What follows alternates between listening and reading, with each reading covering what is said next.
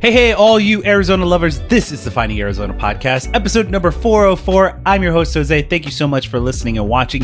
Today's episode is a very special one. I'd like to introduce the Ravenscroft, which is not only a 200-seat intimate concert hall that features the best and brightest behind jazz and other performances, but it's also an outreach program. A nonprofit hand is always on the lookout for new programming through music and education and ministry. I want to just say thank you to David, who is the creative director at Ravenscroft, for allowing us to take a walk around the beautiful place that is Ravenscroft.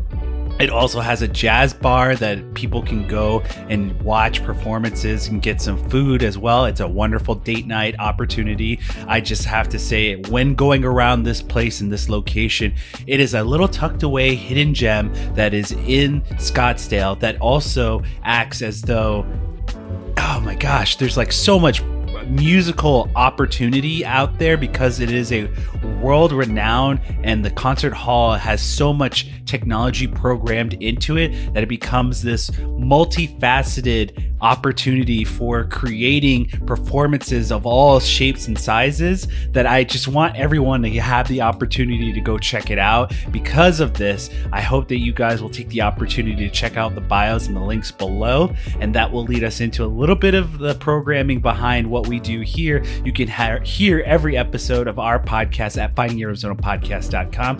You can also connect with us through social media under Finding Arizona Podcast under all social platforms. We make it easy for you guys to connect with us and tell us who you want in next. But on top of that, if you want to set a direct line at findingarizonapodcast@gmail.com, that would be so great. You can tell us who you want in next, what you would like to hear, and we'll try and make that happen. There's a lot of things that we have been doing since episode 400. A lot of these episodes you'll start to see are actually in person. And so that is actually under our service arm that we are now calling the Found House. And under the Found House, we'd like to help program these things or help situate others so that they can find success in podcasting or in the content world.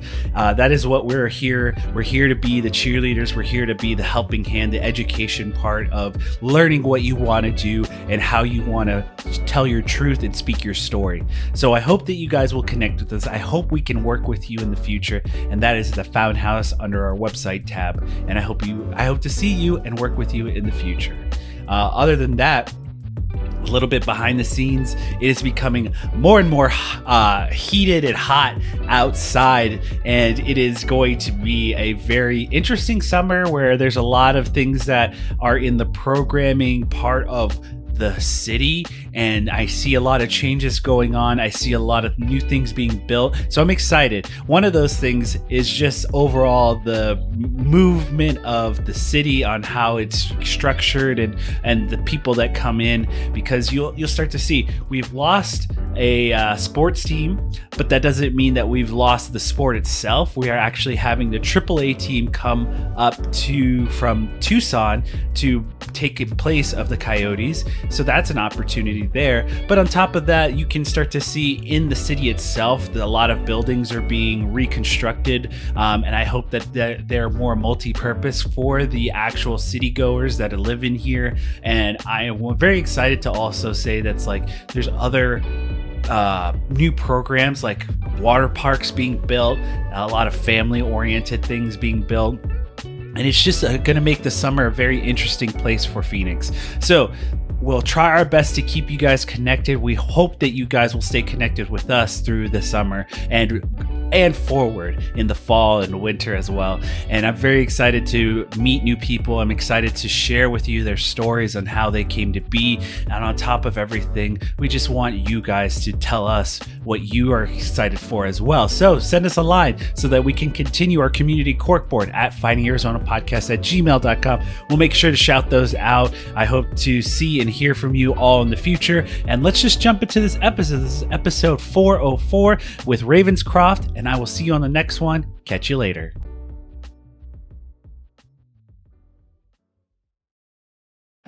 Score big with SeatGeek. Whether it's concerts, sports, or live events, SeatGeek has you covered. Use code FindingArizona to get a fantastic $20 discount on your SeatGeek tickets. Catch your favorite live events hassle-free with extra savings. Visit SeatGeek.com and make every experience unforgettable.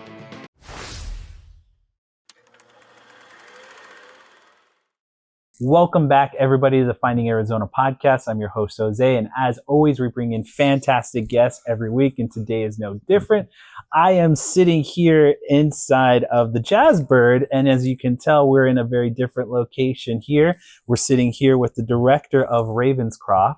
It is a once-in-a-lifetime facility. I have to say, you gave us a little bit of a tour, and I fanned out a little bit because of what you showed us. So thank you, David, for allowing that tour to happen. But on top of that, we're going to talk a little bit about Ravenscroft. We're actually going to talk a little bit about you and your history here and your history of music and how that has played a part in your life. And then we'll get into, of course, services, things that you guys do here. But let's just start the question off with just welcome. Thank you for allowing us here. Just introduce yourself a little bit. Thank you. I'm David Bauer. I'm the director here at Ravenscroft. We are part of a larger organization called Music Serving the Word, which is a foundation that was started by Bob and Gretchen Ravenscroft. And so I've been with the team for 3 years, since 2021, and I helped them kind of complete the building process and open the building in the fall of 2021, right on the heels of COVID and venues opening back up, which was interesting. Very different time. But no, we've done great, and we feel very blessed and honored to be in the arts community here in Phoenix, and in particular Scottsdale. I'm a personal fan of jazz myself, so I've always loved that genre of music, and I'm not a jazz player myself. I do play piano, but and I'm a fan of the Ravenscroft piano, so that's a whole nother story. We didn't get into that yet, but the pianos are part of my recording as well in my home studio. They have a digital version of the Ravenscroft piano, so I was already familiar with that, familiar with who Bob Ravenscroft was, and I knew some of the organization for the last several years, but when this opportunity came to me to be considered for the director role, of course I was like completely blown away. To be a part of something that is so incredibly deep in their story, their mission, who they are, but more than that, to be a part of bringing people into a beautiful space every week and invite people to hear great music, to be encouraged, to just be lifted in their spirit. And people say, you probably have the coolest job in town, and I'm like, yeah, I really do. I'll be the next one to admit that too, because that's something that just from walking in and experiencing the space as a whole, being one part a fan of music and just a person who plays guitar and who has lived a life of music world in just a little bit of a fashion. I have to say this is like very unique and very beautiful. I've rarely come into a space and feel like this is all oriented towards the experience of music and what we're here to talk about and do and things like that. So I, one part, am just a huge fan from the get-go. Secondly, I want to talk about your history and just the fact that you said that you're a music fan, but overall, was music always a part of your family's life, or was it just something that you picked up personally? On top of which, you said you were one part specialized for this, and we had talked about this a little off air, but go into a little bit more than that, because I know personally from my research that you have a very unique background in music, just as a artist, but also as a teacher as well. I know that you were at GCU for a little bit, and well, you have stalked me. Yes, I am very much in the world of like researching the people that we talk to. But again, it makes me feel closer to them because I can ask these kinds of questions. No, this is fantastic. Thank you for the opportunity. I grew up in a musical home. Yeah. Indiana boy, right? Well, I lived there for a period of time. Okay. I grew up in the West Coast. Okay. Born in California and lived in the Western states most of my life. Okay. God played a joke on me and made me live in the Midwest for a while, but I escaped. I got back out here. So I've been in the Valley for 20 years. Thank you, Lord. But no, I grew up in a very musical family, and we were, a part of Christian faith. Okay. And so I did grow up with a faith background. So that's another part of who I am that aligns with the organization here. I'm a singer. I played piano my whole life. I played drums for a very long time, very serious about percussion all the way through college. My voice is actually my main instrument. But I'm very familiar with, pianos and keyboards and MIDI instruments, and I do a lot of arranging and composing myself. I am an artist. I do have 3 projects right now on mine. So if you are really bored, you can find me on Spotify. If you're really interested, let's yeah. I like the slow, pretty, like meditative type music. Okay. And so I've created some sacred arrangements of familiar songs that a lot of people would know maybe from the sacred space. Mm-hmm. And they've done very well. And so, I come to this role with a lot of that musical background personally. And because I think of my interest in production and live music, live theater production and stage, I have that experience as well. So I got into the audio video lighting industry, and before I was in this role, I was in the audio video lighting, sales type roles where I would help churches or schools or performing arts spaces outfit their facilities with audio lighting and video systems. So again, coming into this position for me personally was a nice match of skills, experience, and things that I'm very passionate about doing well and doing at a high level. And I'll have to point back though to Bob Ravenscroft because he and his team and Bob's commitment to excellence in all things, not just music, but in the technology side, in how things are presented with just the highest degree of excellence. That is something that I appreciate. Yeah. So it's such a great match for those values, between me personally and, what's represented here at Ravenscroft. So match made in heaven. Yeah, that's awesome. It really goes to show from Bob's perspective of who he hires, who he brings on as staff, and just the overall experience that he wants people to have here at Ravenscroft. And it says a lot too about just the kind of expectations that are going to be coming in as a customer or as a music listener, or, you're going to have an experience here.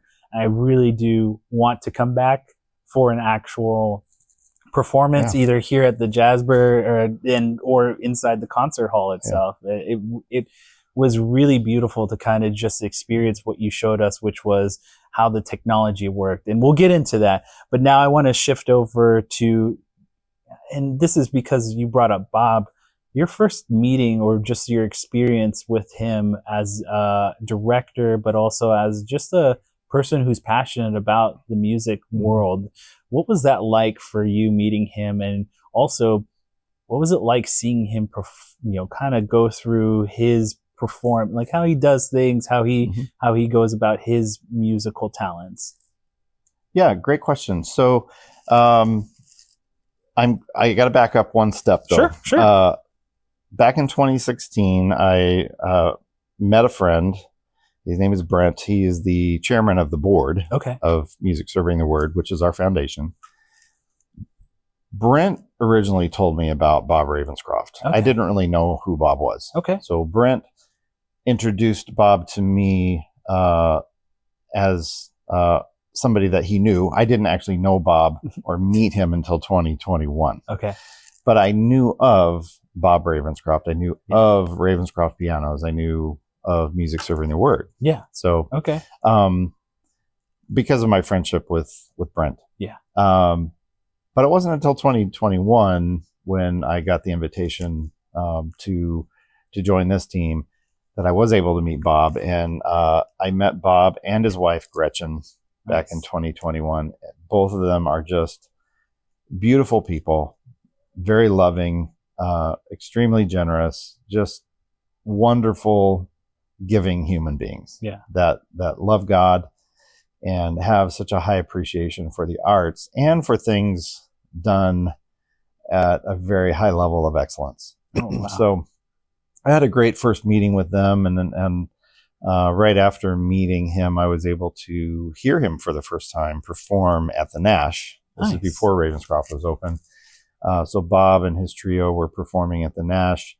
I got to meet him there and see Gretchen again, and both my wife and I experienced the Bob Ravenscroft thing and his just the beauty of his art. And when Bob plays, it's special.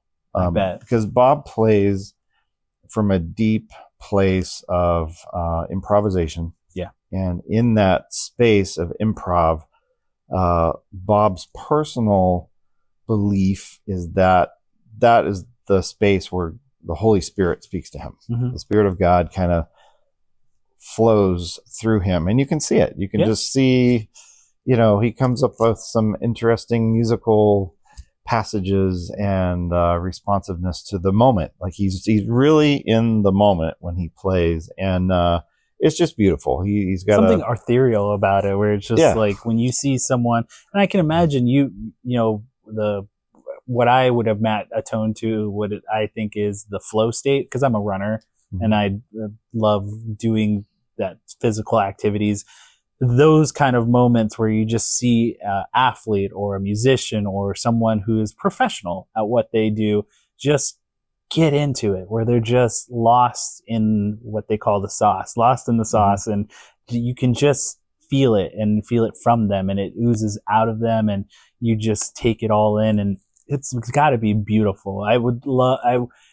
You brought up the Nash, and it's like I've only ever been on the outside of the Nash because we're close to that downtown area, and so I tell my wife all the time, we got to go check out a performance once or twice, because I imagine that in those moments when the Nash was the only spot in town to experience that kind of music, that you could catch a moment like when Bob's performing, where it's just like something beautiful is happening in this one space. Well, artistry in music is similar to performance in athletics. Yeah. Right. You're in your zone, you're focused, you are in your stride, you're in the zone, the moment.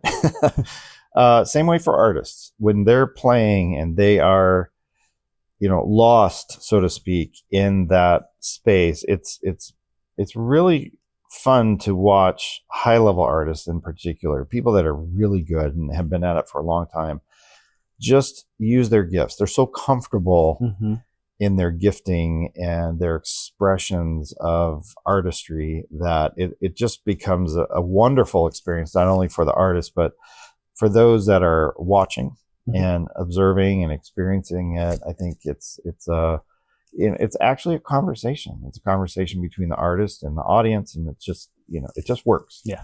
So, we're going to kind of pivot towards your director role here, and just what it's like to have to, for someone who's coming here for not only the Jazzberry or for another performance, what expectations, because I imagine that there's more than just, the tickets and things like that go into something as beautiful as this place. So can you give us a little bit of your first time having to go through a full like concert series or something like that? For the patron, obviously we do mostly reserve ticket seating events. Our goal is not to sell tickets. Yeah. We want to create experiences for people. Absolutely. So for them to come into here, they are truly, I think most people, even just when they come in the door, something changes, something happens. Because they say it, they're like, they look around, you guys. I experienced it. Right. It's like, and it's fun to watch the response of people just coming in the door because they know there's something different and special about this place. Yeah. Of course, the beauty of Jazzbird, and this is a really fun space, but the exquisite beauty, architecture, design, the technology in the concert hall, in Ravenscroft Hall, is unmatched. There are a lot of beautiful venues in Arizona and in the world. We're not the only beautiful space, but there's something special here, and I think I would attribute that back to the mission and purpose and vision of this place is not to do concerts and sell tickets. That's not who we are. Yeah. We want to present music and arts at the highest level possible. That points back to Bob and Gretchen. Yeah. That was their hope. So originally when Ravenscroft came together as a vision, Bob and Gretchen just really wanted to, how do we create a space where music could be presented in the most beautiful way, and so they brought the best of the best together, the best architects, designers, the technology experts, and everything about this building in all venues is on purpose. It's intentional. Yeah. Things are designed a certain way. And I'll mention this too. A lot of the design aspects and the touches of the space, the colors, the surfaces, all that point to Gretchen. Awesome. So she had a ton of influence over everything. So is she kind of a designer herself, or she's not with us anymore. She passed away about a year ago, but she just loves kind of that simple Art Deco that genre. Speaks to the accent wall right here along the side here. So they like the modern architecture and some of those nice clean finishes, very simple. But there's something just nice about when you come to Ravenscroft. There's a quality here that I think shines when people come into the facility, and it's a reflection of the whole organization, not just Ravenscroft. It's really our commitment as a whole of how we present ourselves to the world, and we just want to be a place of light and encouragement and positive reinforcement for folks. We are a faith-based organization. That's not necessarily how we program. We do secular shows and concerts most of the time. We don't always do faith-based programs, but we can and we do. Speak a little bit on that, because there's also the chamber music series. You also run your other series that'll go along with it, and your outreaches as well. We do I counted them up. Last year we did 90 events exactly. Wow. Through the venue, and that's between September to end of June, because we're dark during July and August. But 90 events come through our facility, and most of those, probably half of those, are right here in Jazzbird. Okay. The rest of the programs are concerts in the hall. Yeah. We do a chamber series of about 4 shows that we've done that are chamber music series, and they're all kind of uniquely different. It's kind of cool. Our director of that, Russell Schmidt, he and his wife oversee the chamber series, and every one of those concerts is a little bit different, which is kind of neat. So it's not always just a chamber quartet or whatever, but they'll do a show called Intersection. Okay. So they have chamber musicians and instrumentation with a jazz trio. Oh, drums, nice. bass, and piano. Yeah. And so you'll have some kind of jazz arrangements, but with stringed instruments and some rhythm. So it's a real amalgamation. They call it intersection of the kind of the two genres. Nobody's really doing that That's very everywhere. unique. So Yeah. that's one of our more popular chamber series shows.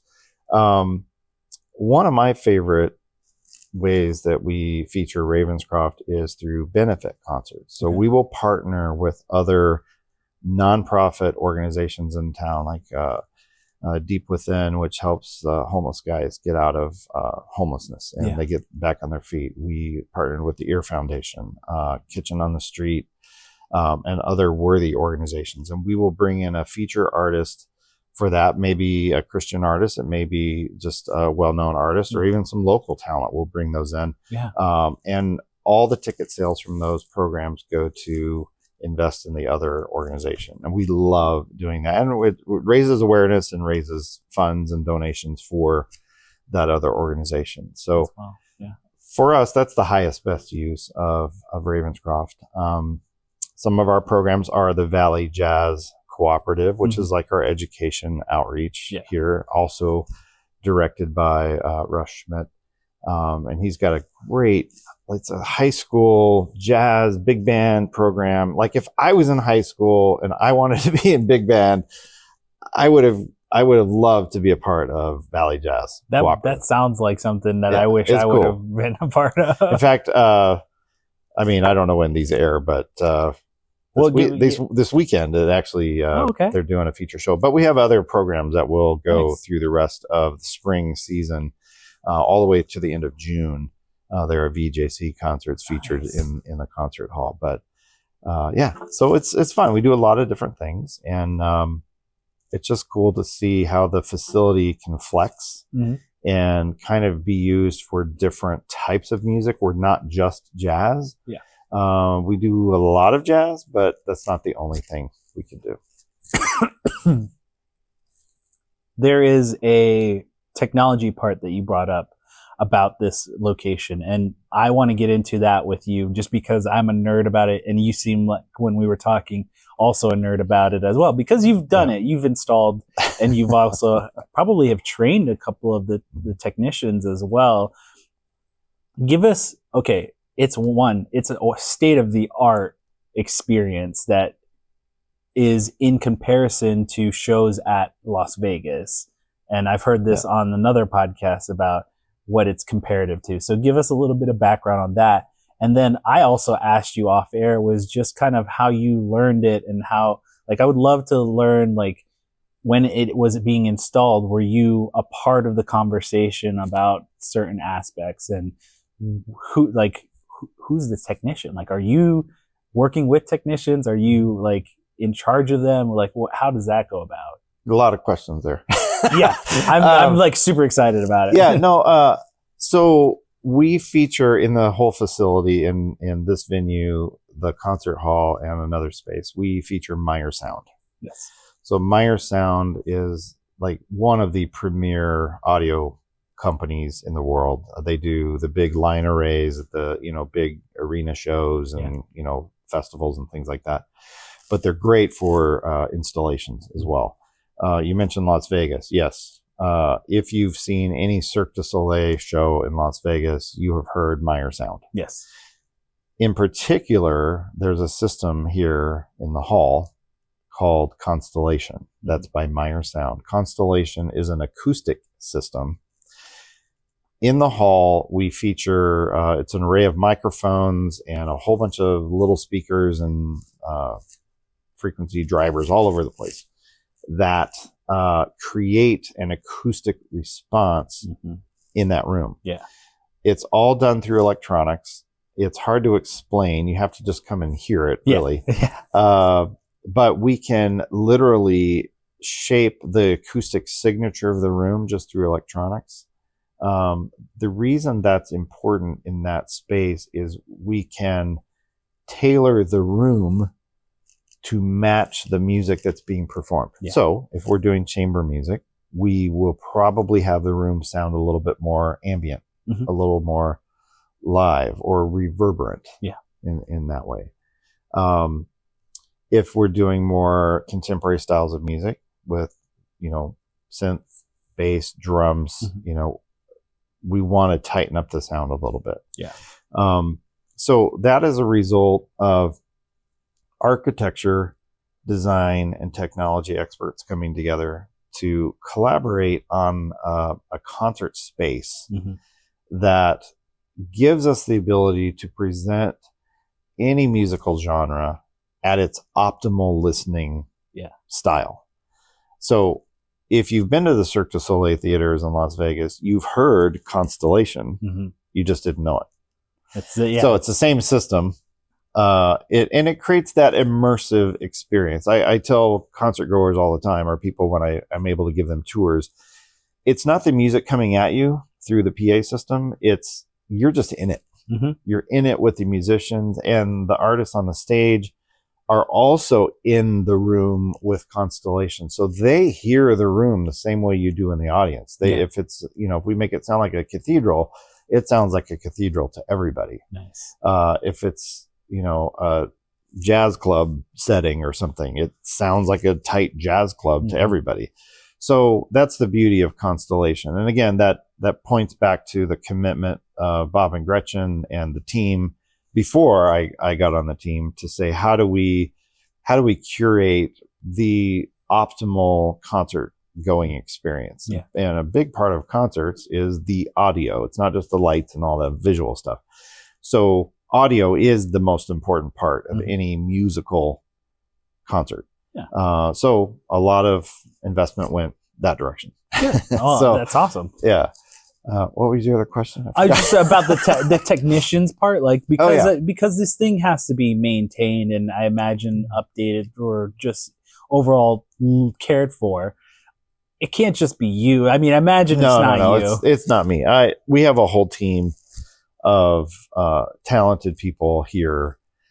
Some are on staff, and a lot of our team is contracted experts that we bring in to run the audio system, to run the lighting, to run the video system. So we have a whole bank of just wonderfully gifted contract individuals that we work with. Training is kind of as needed. I think we were all trained in the beginning, and then you train the trainer. So you train the leads, and then we continue to develop the team out as far as we can with other folks. But it's all like, to me, it's just super fun to be able to have a space like that and just kind of like walk in and know that it's going to work the way it's intentional to work. I'd love to ask you this. It's from just someone who's an artist, someone who enjoys music. You ever get in there and just kind of mess around yourself, just kind of like enjoy having the space to yourself for a moment and just like enjoy it? If I had time. Okay.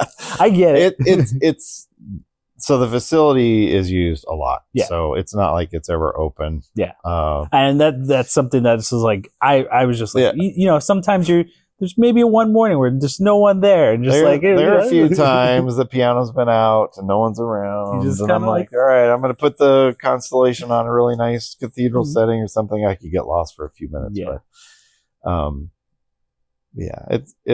we have fun. We do have a lot of fun around here, and we just have an awesome team. It is definitely not me. I'm able to manage and give direction to a whole array of just wonderfully gifted people that use their talents and abilities to do all kinds of things around here. Yes, I'm the guy that gets to be on camera and talk about it, but it's not just me. It's a lot of people behind the scenes that make Ravenscroft what it is.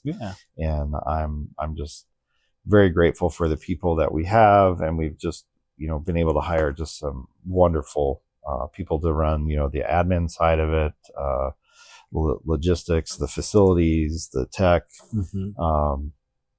I'm at a point where I try to stay out of people's way. I get it. I'm nerdy enough to ask good questions and like, hey, what about that? And I saw that didn't work or whatever, and just kind of give some feedback. But where I like to focus my time is just trying to be an encourager and just give people opportunity. Hey, that's great. Try that. Do that. Part of leadership is finding people's strengths and leaning into those strengths. And so I'm trying to be a better leader in that regard of, hey, you're really good at that. You should do more of that. Or, let's, hey, boy, have some conversations and really try to give people opportunity to do some things that they're just straight up gifted to do. That's great. And that's, again, the organization, our culture here is not, hey, here's a job. We need somebody to fit this job. Yeah. It's like, all right, here's this job.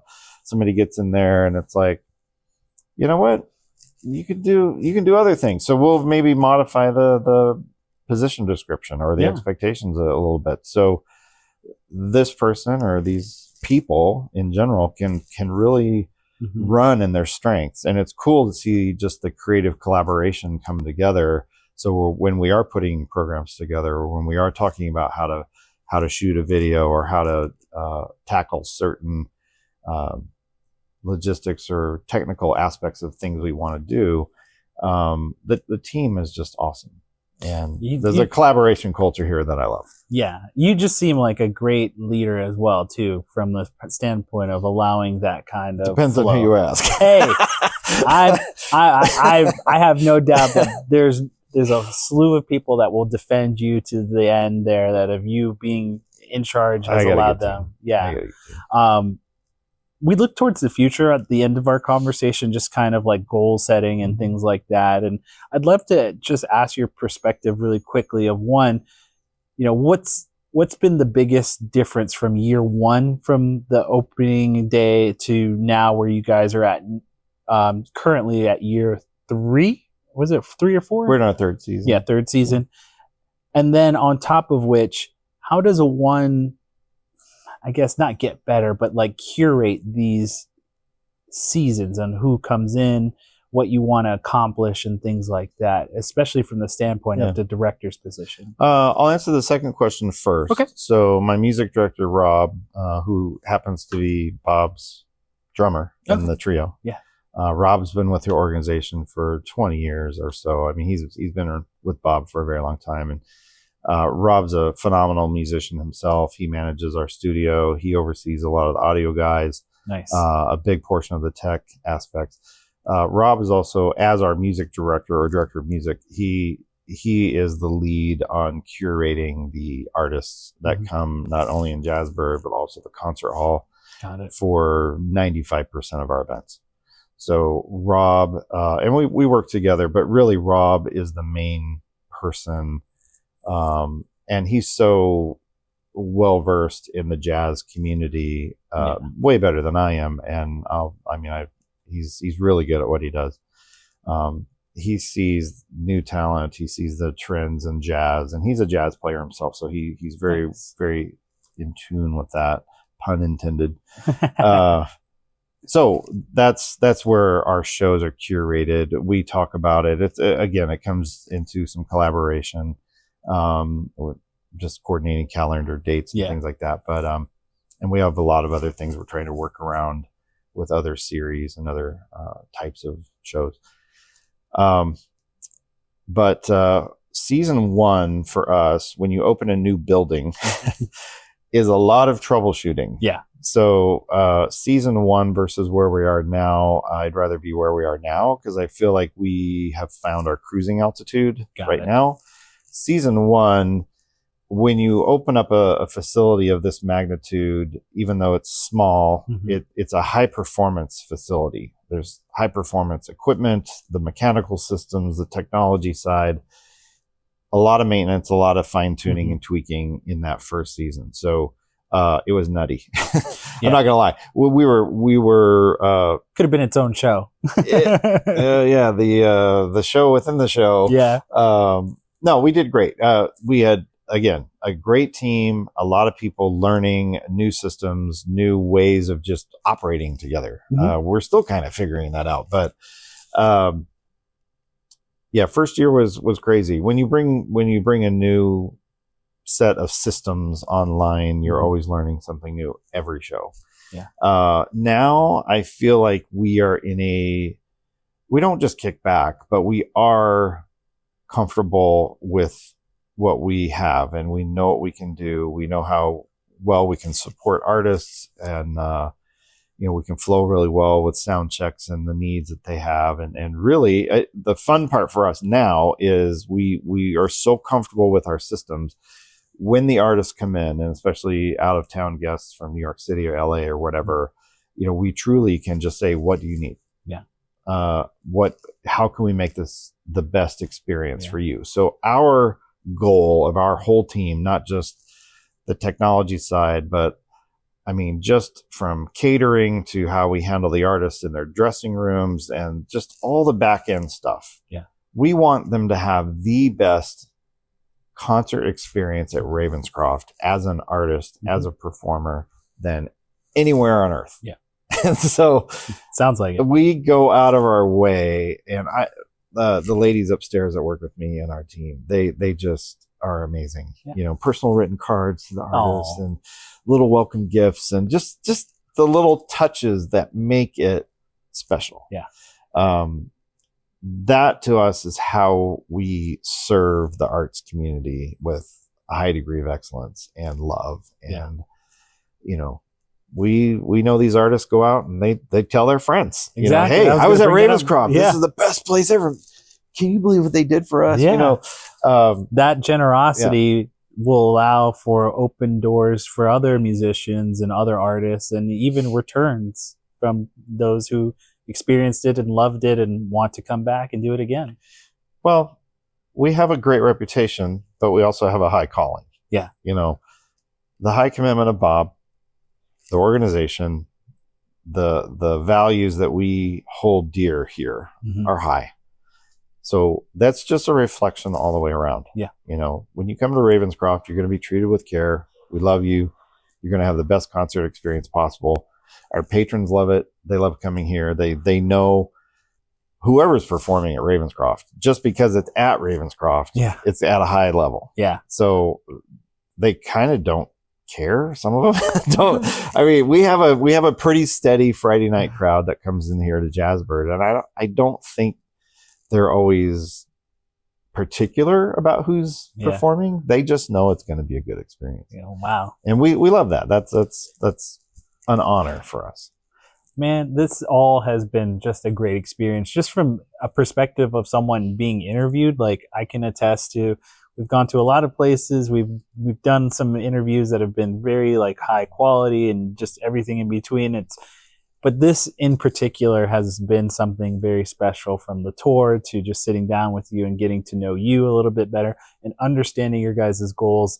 I hope that we can help you in some sort of fashion with this interview. But overall, I have no doubt that you as a leader, you as in particular as the director, will allow your building / business / everything that goes on in here to continue to motivate, bring in new customers, bring in new music lovers, and also help the artists at the same time. So thank you for allowing just a few minutes of your time. And at the end here, we allow you to tell everyone where they can find you online, anything and everything to promote Ravenscroft. Go right ahead. Yeah, no, thank you so much. I'm really glad to have you guys here. We always love the opportunities to tell our story. It is special. It's unique.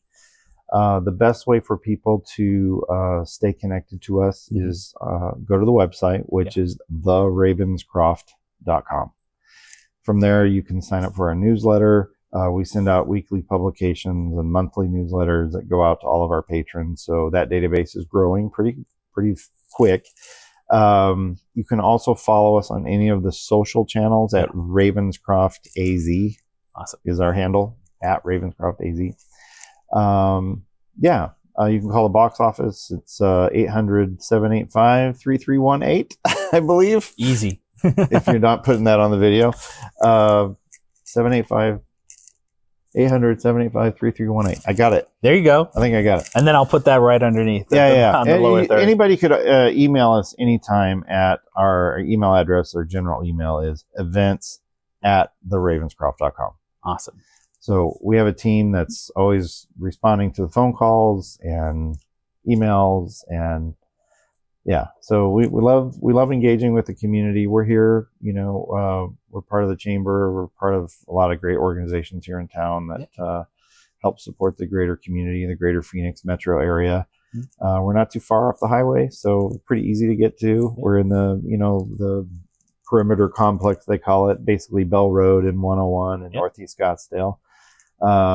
This is a great community up here. There's a lot of folks that come through our door every single time, especially Friday nights, to say, I live 5 minutes from here. I had no idea you're here. And that's part of the challenge of just being new. And we'll help you get the word out. Yeah, help us get the word out. Yeah. Tell your friends. Absolutely. And after every episode, we have our little outro. You can hear every episode of our podcast at findingarizonapodcast.com. All of our social media handles under Finding Arizona Podcast. And last but not least, after every episode, we always say kisses, hugs, and belly rubs to our four-legged friends. And we will see you next time.